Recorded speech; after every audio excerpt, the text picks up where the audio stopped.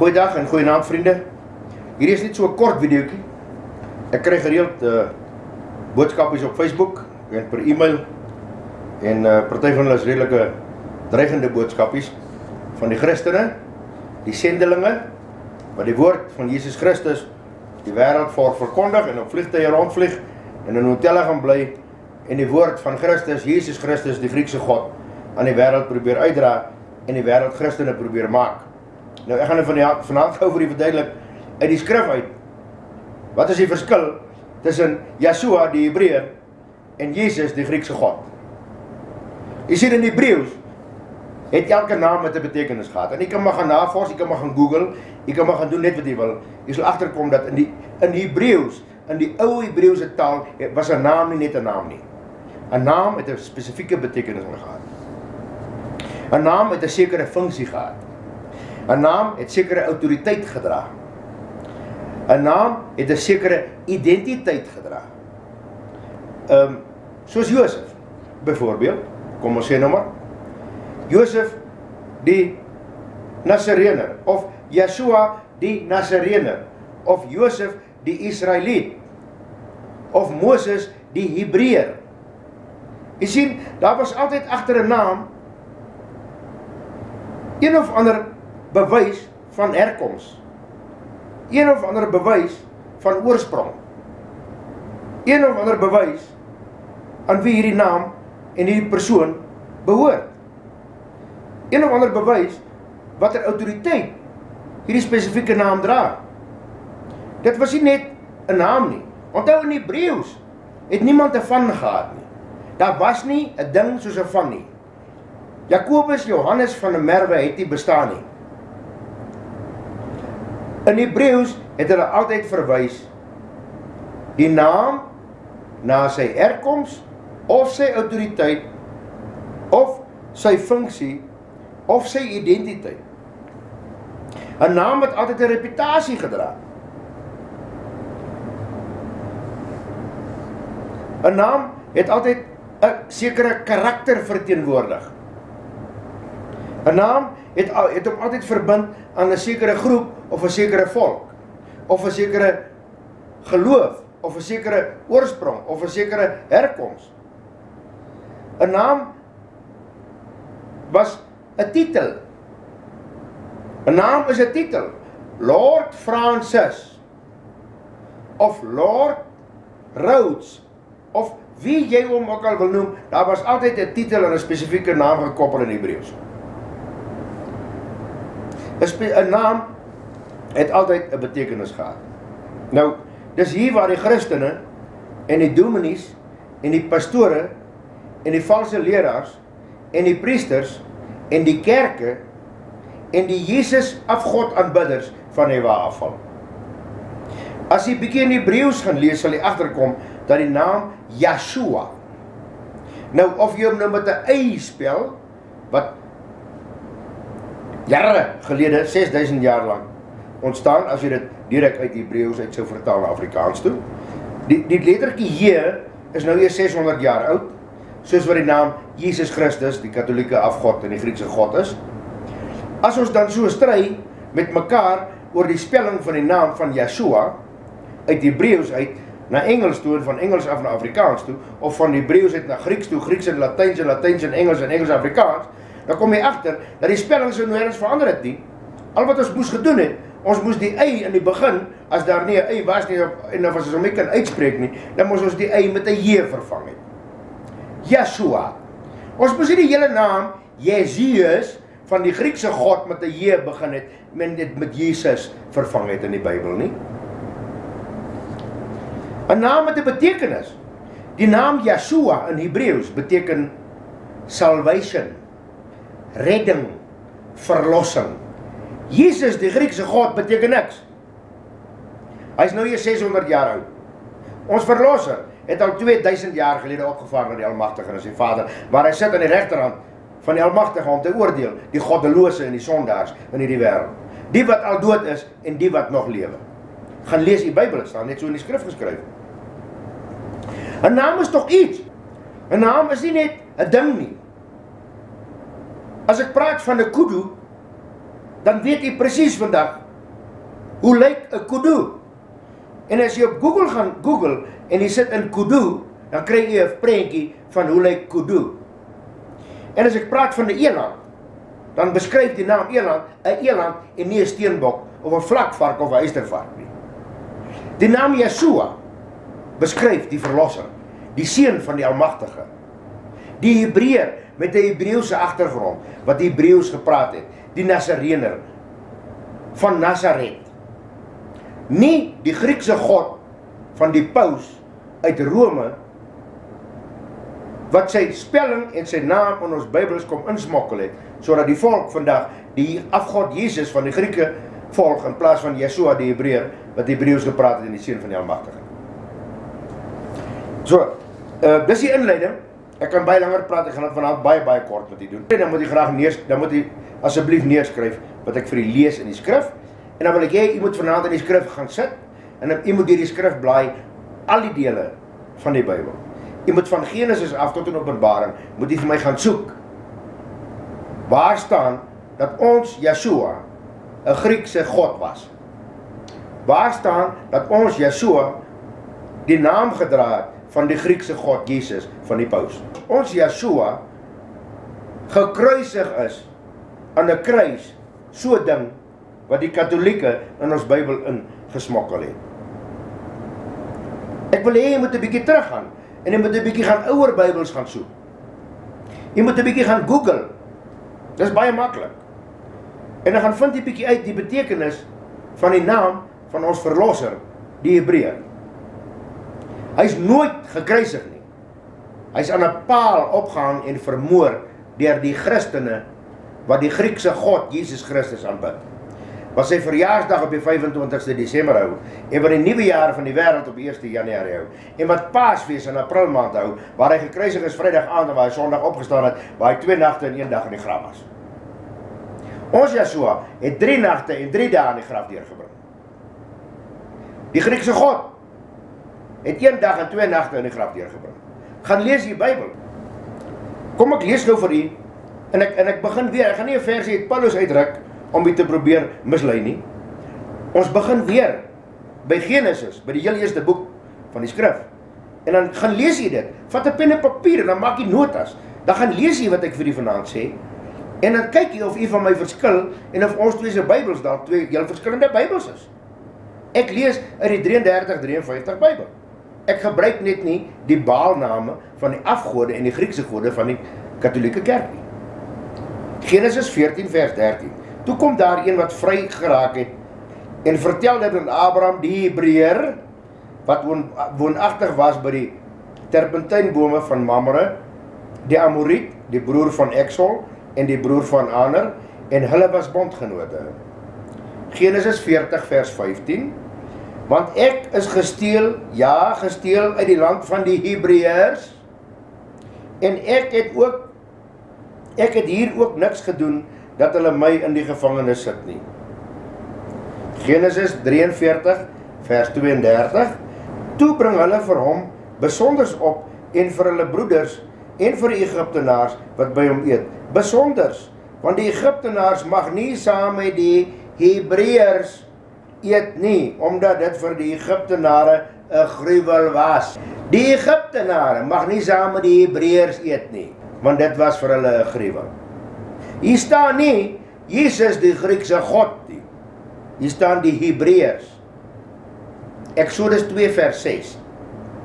Nadat sy dit oopgemaak het, sien sy die kind en kyk, dit was 'n seentjie wat huil. Dis Moses wat daar in die bissies in die mandjie rondgedryf het op die rivier.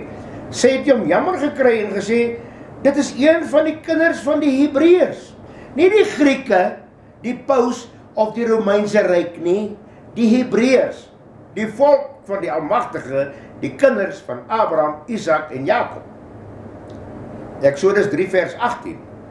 En hulle sal na jou luister. Dan moet jy met die oudstes van Israel na die koning van Egipte gaan en julle moet vir hom sê, die Almagtige, die God van die Hebreërs, het ons ontmoet. Laat ons dan nou toch 3 dagreise ver in die woestyn intrek en aan die Almagtige, ons God, gaan offer. Nie die Griekse God, Jesus van die Romeinse kerk nie. Ek het hom al gelees. Eksodus 7 vers 16. En sê vir hom, die Here, die God van die Hebreërs, het my na u gestuur met die boodskap, laat my volk trek, dat hulle my kan dien in die woestyn. Maar kyk, u het tot nou toe nie geluister nie. Net soos die boervolk tot nou toe nie luister nie. Eksodus 9 vers 1. Verder het die Almagtige met Moses gespreek. Gaan na Farao en sê vir hom, so spreek die Here, die God van die Hebreërs. Laat my volk trek, dat hulle my kan dien. Eksodus 9 vers 13. Verder het die Almagtige met Moses gespreek en gesê, maak jou môre vroeg klaar en stel jou voor Farao en sê vir hom, so spreek die Almagtige, die God van die Hebreërs. Laat my volk trek, laat hulle my kan dien. Eksodus 10 vers 3. Toe gaan Moses en Aaron na Farao en hulle sê vir hom, so spreek die Almagtige, die God van die Hebreërs. Hoe lank weier jy om jou voor my te verontmoedig? Laat my volk trek, dat hulle my kan dien. 1 Samuel 4 vers 6. En die Filistyne het die geluid en die gejuig gehoor en gesê, watter geluid van 'n groot kragsgeskreeu is dit in die laar van die Hebreërs? Toe verneem hulle dat die ark van die Almagtige in die laar ingekom het.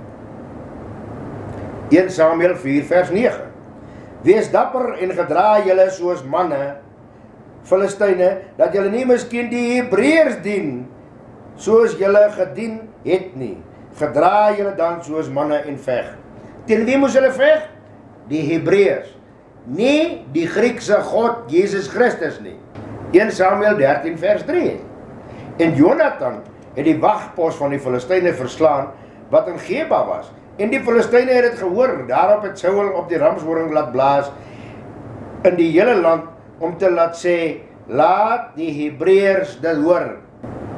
1 Samuel 13 vers 7. En die Hebreërs het die Jordaan deurgetrek na die land Gad en Gilead, maar Saul was nog in Gilgal met al die manskappe wat bewende agter hom aangegaan het. 1 Samuel 13 vers 9.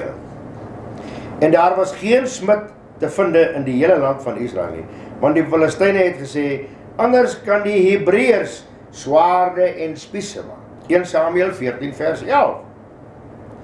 Toe hulle hulle aan die wagpos van die Filistyne vertoon, sê die Filistyne, kyk, daar kom Hebreërs uit die gate uit, waar hulle weggekruip het. 1 Samuel 14 vers 21.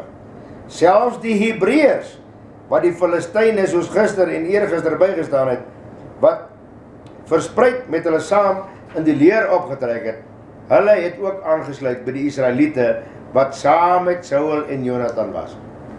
Ek wil hom vir die weer lees.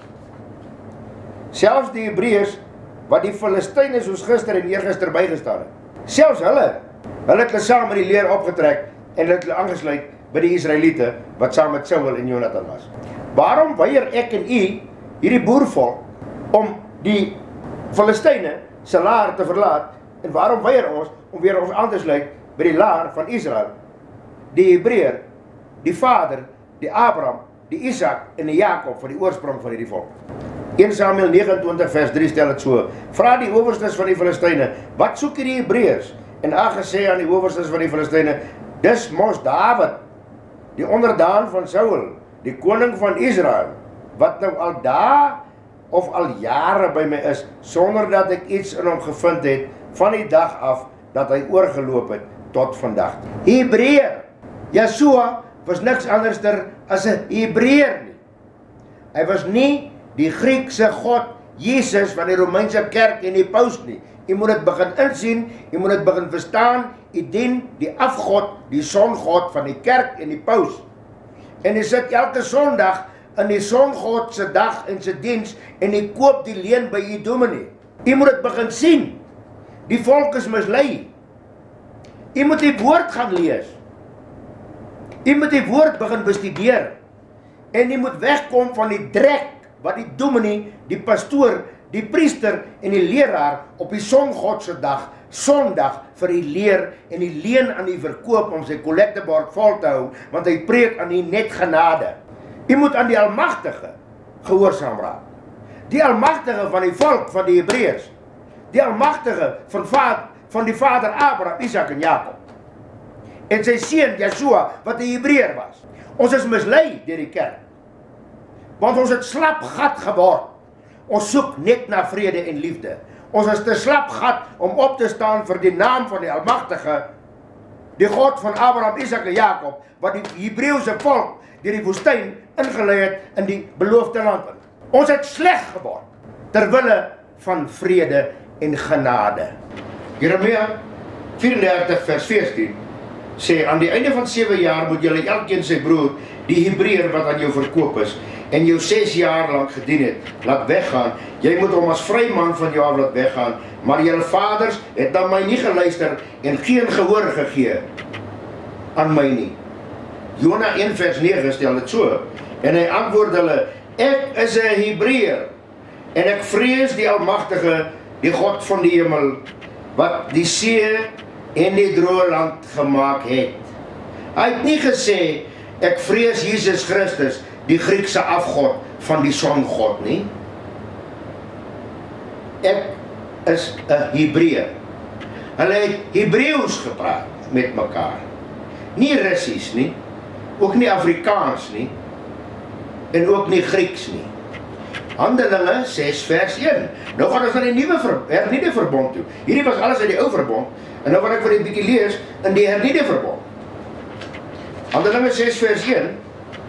En in die dae, toe die disippels vermeerder het, het daar 'n murmurering ontstaan van die Grieks sprekende Jode teen die Hebreërs, omdat hulle weduwees in die daaglikse versorging oor die hoof gesien het. 2 Korintiërs 11 vers 22. Is hulle Hebreërs, sê Paulus, ek ook. Is hulle Israeliete, ek ook. Is hulle nakomelinge van Abraham, ek ook. Filippense 3 vers 5. Ek is besny op die 8ste dag uit die geslag van Israel, uit die stam van Benjamin, 'n Hebreër, uit die Hebreërs, wat die wet betref, 'n Fariseer. Jy sien? Markus 7 vers 26. En sy was 'n Griekse vrou, in Syro-Fenisië van geboorte, en sy het hom, Yeshua die Messia, gevra om die duiwel uit haar uit te dryf. Lukas 23 vers 38. En daar was ook 'n opskrif bokant hom, geskrywe in Grieks en Romeins en Hebreëse letters. Hy is die koning van die Jode, van Juda. Die Judeërs, nie die Jood wat vandag in Israel sit en die wêreld se geld mag beheer. Handelinge 16 vers 1. En hy het in Derbe en Lystra aangekom, en daar was 'n disipel met die naam van Timoteus, seun van 'n gelowige Joodse vrou, maar 'n Griekse vader. Jy sien? Judea, die stam Juda, met 'n Griekse vader. Hebreëus gepraat met 'n Griekse vader. 1 Johannes 19 vers 13. En toe Pilatus, die Griek, die Romein, hierdie woorde hoor, het hy Yeshua buite toe gebring en op 'n regterstoel gaan sit in die plek wat Plaveisel genoem word, en in Hebreëus Gabata. Jy sien, die Hebreëse uitspraak en die Hebreëse betekenis van baie woorde in die skrif word vir ons teruggeplaas in die skrif, sodat ons die Hebreëse betekenis van die verskillende woorde kan verstaan. Hier staan nie geskryf in Grieks het dit Gabata beteken nie. Hier staan nie in Romeins het dit Gabata beteken nie. Hier staan en in Hebreëus Gabata. Johannes 19 vers 17 stel dit so. En hy het sy kruis gedra en uitgegaan na die sogenaamde hoofskedelplek, in Hebreëus Golgotha. Nie in Grieks Golgotha nie, en ook nie in Romeins Golgotha nie, en ook nie in Christentaal Golgotha nie, in Hebreeus. Die plek, die hoofskedelplek. Johannes 19 vers 20. Hierdie opskrif dan het baie van die Judeërs gelees, omdat die plek waar Yeshua vermoor is teen die folterpaal, hy is nie gekruisig, is verkeerd in die Bybel vertaal, naby die stad was, en dit was geskrywe in Hebreeus en Grieks en Latyns. Hoekom? Sodat die Hebreërs dit ook kon verstaan, sodat die Hebreërs kon sien wie se verlosser gekruisig het. Openbaring 9 vers 11. En hulle het as koning oor die engel van die afgrond, sy naam in Hebreeus is Abaddon, en in Grieks het hy die naam van Apollyon. Jy sien, Hebreeus het 'n naam en 'n betekenis daaraan gekoppel, 'n autoriteit, 'n identiteit, 'n karakter. En Grieks weer dieselfde aan die Griekse kant. Ek gaan klaarmaak met die laaste versie in Openbaring, en ek het hier nou gevat van Genesis tot in Openbaring, en ek het vir u gewys dat ons verlosser, ons Yeshua, nie 'n Griekse afgod Jesus Christus is nie, wat op elke prentjie so 'n sonkring agter sy kop het, en wat aan mekaar daai teken gee, op al die prentjies. Gaan kyk sy vingers se teken, en gaan kyk die sirkel agter sy kop.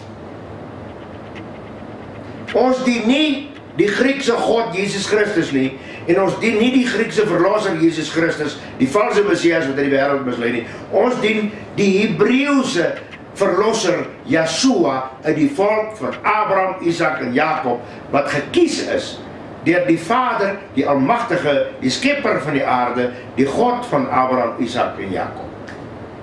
Ons verlosser het Hebreeus gepraat. Hy het die Hebreëse Sabbat onderhou. Hy het die Hebreëse feeste onderhou. Hy het nie Jesus Christus, die Griekse God, sy Sondag onderhou, sy Kersfees onderhou, sy Nuwejaar onderhou, en sy Haasfees, die Hoerfees van Nimrod onderhou. Openbaring 16 vers 16. En hulle het hulle versamel op die plek wat in Hebreeus genoem word Armageddon. Armageddon is op pad. Maar voor Armageddon, die Hebreeus uitgespreek, Hebreëse betekenis, hierdie aarde tref, gaan Jesus Christus op die wolke kom, met al die lig, al die wonders, en al die tekens, om ook te mislei die wat lou is in die geloof tot die Almagtige. Om te kom mislei die wat nog mislei moet word, kan word en sal word. Om te kom probeer om te mislei ook die uitverkorenes en die gehoorsaames aan die Almagtige en sy seun, die Hebreër, die Nasarener, wat die Sabbat en die gebooie en die verordeninge en die insettinge van die Almagtige Skepper, die God van Abraham, Isak en Jakob, die Hebreërs was. Mag u oë oopgaan en mag u die verskil sien tussen Jesus, die Griekse God, en Yeshua, die verlosser van die volk wat gebore is uit die volk van die Hebreërs. Amen.